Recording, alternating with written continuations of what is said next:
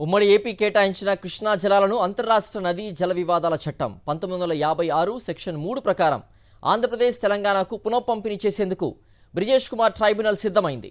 ఇవాల్టి నుంచి 3 రోజుల పాటు ఢిల్లీలో విచారణ చేపట్టనుంది.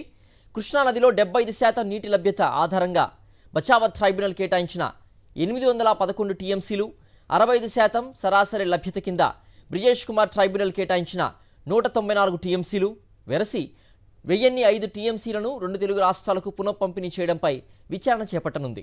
కృష్ణా జలాల పంపిణీకి కేంద్రం జారీ చేసిన అదనపు నియమ నిబంధనలు చెల్లుబాటు కావంటూ సుప్రీంకోర్టులో దాఖలు చేసిన రిట్ పిటిషన్లో చంద్రబాబు ప్రభుత్వం సమర్థవంతంగా వాదనలు వినిపించడంలో విఫలమైందని సాగునీటి రంగ నిపుణులు, రిటైర్డ్ చీఫ్ ఇంజనీర్లు ఎత్తి చూపుతున్నారు.